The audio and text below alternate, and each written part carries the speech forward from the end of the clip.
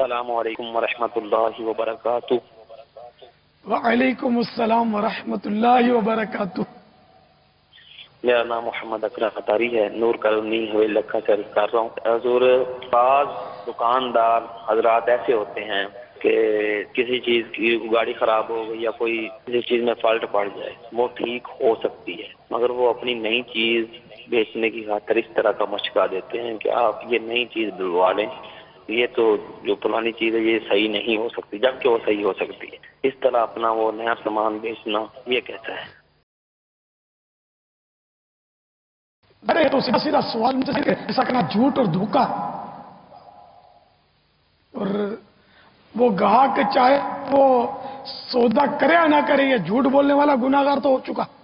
اس نے جھوٹ بولا کہ یہ صحیح نہیں ہو سکتی یہ چیز، جبکہ یہ جانتا ہے کہ صحیح ہو سکتی ہے۔ واللہ تعالی اعلم ورسولہ اعلم، عز وجل وصلی اللہ تعالی علیہ وآلہ وسلم۔ صلو علی الحبیب صلی اللہ تعالی علی محمد۔